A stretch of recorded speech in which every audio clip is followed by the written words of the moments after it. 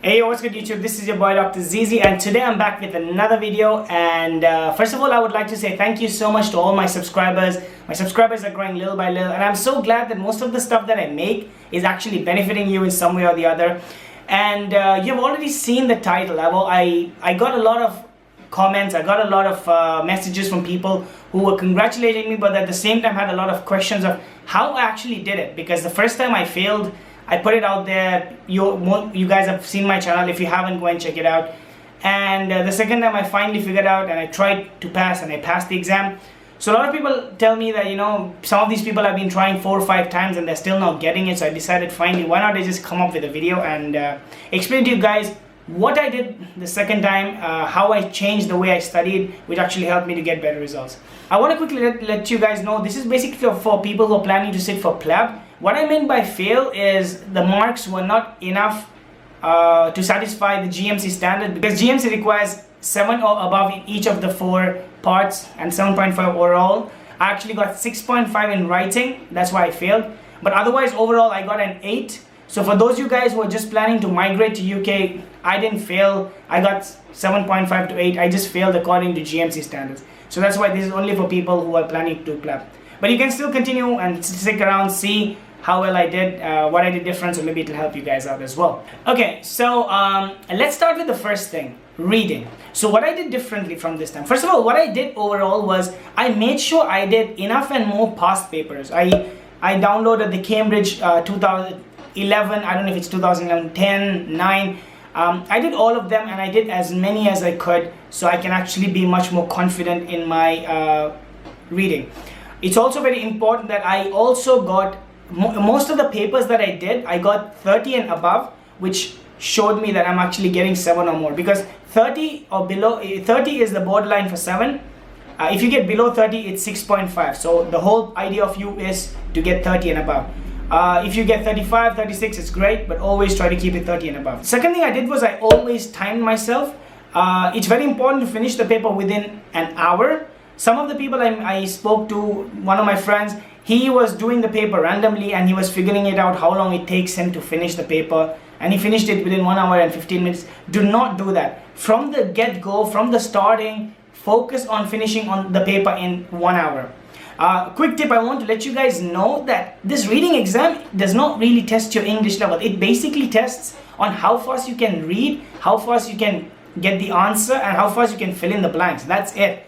So do not try to understand and do the paper. Just try to figure out how you can do the paper as fast as possible and finish it within 1 hour. Now this is what I did. There are 3 passages. Passage 1, passage 2, and passage 3. The entire paper consists of 1 hour. What I did was I focused on finishing passage 1 in 15 minutes, passage 2 in 15 to 20 minutes, which is maximum, and passage 3 within 20 minutes. I kept 20 minutes for the last passage, which is very important, and 5 to 10 minutes for marking the paper. This is exactly how I gave myself the deadline. So anytime I'm getting close to the 15 minutes, I'm really freaking out, because that's the way I had marked it, and that's exactly how I did the entire paper, and it's very important. One thing is very important, because as you go further to reading passage 2, passage 3, the passages get difficult. So if you would give 20 minutes for each passage, it will get very difficult. There have been times when I had finished passage 1 and passage 2, and passage 3 turned out to be very difficult. So I had to give not 20 but 25 minutes, or sometimes even 30 minutes. So by allocating your time in this manner, you will actually have enough time when it comes to passage 3. And this worked for me, and I'm sure you should try to focus on this as well. Some of the techniques that I used when reading. So the first thing that I did was, every time I would open the paper, I already know that, okay, passage 1, I'm going to do it within 15 minutes. And I would quickly look at all the questions first. I would look at the questions and I would underline the keywords in the question. Then I would start reading the passage, and I would skim read. You need to become a speed reader. If you're not a speed reader, then you have to, there are some techniques that I'll put some link in the description below where you can improve your speed reading. I would speed read, and I would look for those keywords as soon as possible. And as I see those keywords as soon as possible, I know I've found the answer, and then I will answer once I've finished reading the entire passage, as I will have to look for other answers as well. Now, the third thing for reading, now this is very important. Like, I have not just found it out in myself as well, but I noticed in one of my friends. My friend was very used to doing questions in order. So he would do 1, 2, 3, 4, 5 in that specific order. The problem with this technique is that the difficulty of question ranges. So there could be a chance that question 1 to 5 might be very difficult, or the answers might be difficult to find, whereas questions 6 to 12 are very easy. So what you're doing is, by giving more time to 1 to 6, you're wasting that precious time, as you have very less time, don't forget about that, in doing those questions. So what I started to do, I started doing questions in jumbled manner. So I would do 7, 8, 9, which are the most easiest. Then I would leave the most difficult for later, and then I would come back to them afterwards. But it's also very important, I would take it passage by passage. So I have passage 1, I would do 6, 7, 8, which is the most easiest. Then within those 15 minutes, I will try to figure out the rest. But it was very important to do it in the jumbled manner. Do not try to go questions one by one, because you will waste too much time on certain questions, and at the end of the day, that's the most important thing, answering as many questions as possible. And the last thing, stick to the following pattern. So just so I stress on this idea very clearly, I hope you can see it. Reading is 1 hour, don't forget that. Passage 1, 15 minutes. Passage 2, 15 and to 20 minutes maximum. Passage 3, 20 minutes maximum. And finally, this is very important, checking 5 to 10 minutes. There have been so many times when I have checked, that last 5 minutes of checking has helped me, because that last 5 minutes I have found answers to questions that I found difficult, because now I have finished the whole paper and I go back to the questions that I did not answer, and then now I found the answers to them, and that's how I managed to score well in my reading. It is highly important that you follow this pattern and try it for yourself, but it's very important you finish it within 1 hour. Finally, I would like to say is that have a goal. Make sure every reading paper that you do, you always get above 30. 30 is borderline, so even that is a little bit too easy. 32, 33, if you're getting 32, 33 every single paper, then you're pretty much safe. One more tip that I have to give you, that because I time my papers well, 15, 15, 20 and 5 to 10 minutes checking, it actually helped me, because the first time I did reading, it was in a very easy paper, so I managed to finish the paper very easily, very quickly. But the second paper that I did, I got 8.5 for that, I'm surprised, but the second paper was much more difficult than the first one. What I mean was, the second time I did IELTS, the reading part was much more difficult. But because I was so used to the way I time myself during exam, I did it with a breeze and I managed to score high marks for the reading. So focus on that, and that's how you're going to get high marks for reading. So the next thing that I did was listening. Listening for me wasn't much of a problem, so I do not exactly know how I can give you advice on this. But one thing I did was, because listening was very easy for me. I was getting about 33, 34 every single day. So I managed to continue doing that every single day. I would do one listening a day, and that just gave me the confidence to become better in listening, and I knew that I can do this well. The third thing was writing. Now this is where I suffered, and this is where most of the people actually fail.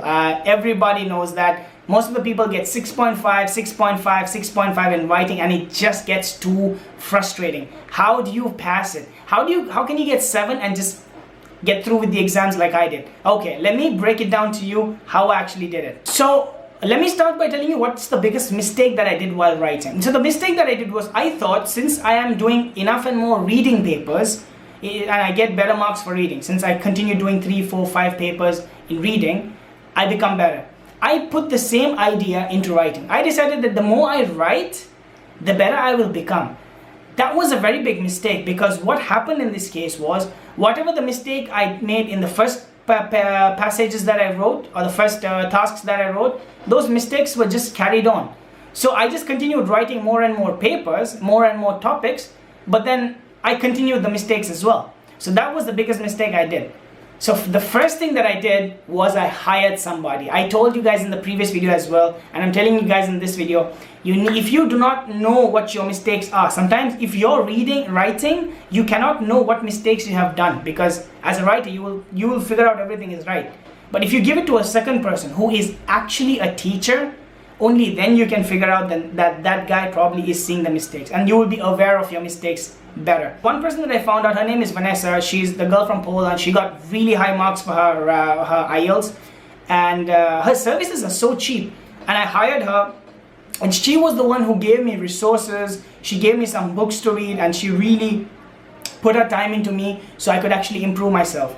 So that's the first thing that helped me look at my mistakes better, and so I was self-aware. Second thing I did was I read these two books. It's called IELTS Made Easy Task 1 and IELTS Made Easy Task 2. I put more attention before I used to write a lot, but now in this second time I put more attention into reading and understanding what type of essays are there. Because for task 1, you just need a specific type of vocabulary, you just need a specific type of pattern, the way you write the essay. So what I did was I read these books and I started understanding. I learned the vocabulary, the different types of vocabulary that was used, and I completely absorbed all of it. Same thing for task 2. I did the exact same thing, and that really helped me boost my writing skills to another level, because now I was reading much more better material that I was putting it into practice. So now my essays turned out to be much more better. The biggest issue that I had in writing was that I was having difficulty finding ideas, because the topics could come from anything and they would give any random topic. So what I came to conclusion was that it does not matter what kind of ideas you have. Like, the funny thing is, they can give you a topic about any random thing. All you need to figure out is that you have some ideas, some points about it, and just explain your point of view. The idea does not have to be great. It can be the most stupidest, the most juvenile idea out there, but as long as you can put it into writing and explain it very well, then that's a good essay, because that's what they're looking for. They're looking for how well you can express yourself through writing. So do not focus on what type of ideas or whether you have to have great ideas. Just focus on what ideas that you gain, or whatever the ideas that come to you during the examination hall, and write about them. Certain techniques in writing, certain points. Number 1, before you start writing, make sure you look at the topic and write down the ideas, whatever you get. Just quickly jot it down. Do not skip this step. A lot of people begin writing as soon as possible. No, write down the ideas and then you can expand on them, because that will give you a blueprint on how to write the essay. So that's the first thing you need to do. The second thing that I did better was I started describing both the points of view. Now, for example, a lot of essays are argumentative essays where you have to talk about the pros and you have to talk about the cons. What I used to do was I used to only describe, let's say I was completely against it, so I would only speak about the cons and not about the pros. But a better essay is when you discuss both the points of view. So even if I would not agree with the essay, I will always start the essay by explaining what some people think, the people who are pro. So for example, let's say if the essay was about, let's say if the essay was about, do you think cigarettes should ban?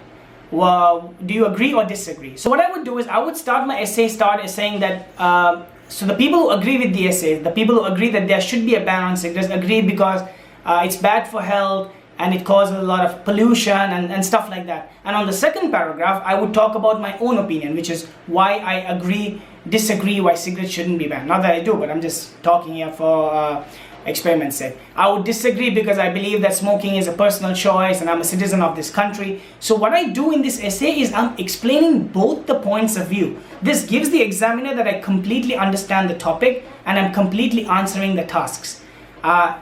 This way, I managed to completely answer the questions fully and gives the examiner a bigger chance of giving me a better mark. That's exactly what I did differently, and that's probably something that you can try as well to improve your writing. A couple more things about writing. Focus on task response. That is the most important thing that they ask. Task response is basically, once again, how well you answer the questions. If the question asks you for examples, you need to give examples. Question asks you to write 250 words. I think that's probably the reason I failed my exam, because I think I did not write enough words. Write enough words, and that is another reason why you will actually pass, because task response carries a lot of marks, and then vocabulary and the other stuff. So focus on having task response, and once again, write complete amount of words. Do not write 400 words, do not write 500 words, you do not have enough time. If there is 150 words, try to finish it around 150 to 180. If it's 250, 250 to 300. Try to minimize and write enough. That's very important. And last but not the least, speaking. Now speaking, I was marked 7.5 at the first in the first IELTS exam that I gave, but I do not really agree with the examiner, because I don't think I'm a 7.5 speaker, and that actually shows in my second exam that I did in the second time. I did not practice speaking. I believe my speaking skills are pretty good. So over here, I cannot really give you any advice. The only thing that I could do is, once again, I think Vanessa also does speaking classes in IELTS, so probably she can give you some speaking lessons. That is if you are not in an IELTS. That is if you are not very good in speaking. But overall, main thing you have to understand is you do not really need an accent in speaking. All they are looking for is if you're clear, if you understand the questions completely, and if you can express yourself fully. That is the main thing that they're looking for when you are speaking. Because the first time I got 7.5, I do not know why the examiners marked me so low, and the second time I got a complete 9, which I completely agree with the score. So there you have it, guys. This is what I did differently when I studied the second time, which actually helped me pass the IELTS exams. Make sure I hope you guys have taken down notes, and I hope you are going to put it into practice. And if you guys really enjoyed this video, make sure you give me a like, give me a thumbs up, and hey, share this video with your friends who are failing the IELTS exams. I know it's painful, and hopefully my video can actually help some of you guys out there. Be sure to subscribe to my channel. I will be coming out with a lot more great videos. I'm gonna start making videos about productivity, some motivation to keep you guys motivated for the PLAB exam. I know, guys, it sucks at this point if you haven't passed your IELTS exams, but keep at it. Put these techniques that I gave you into use, and hopefully you will pass as well. At the end of the day, it's just you just gotta keep pushing. So I'll see you guys in the next video. This is me signing off. Peace.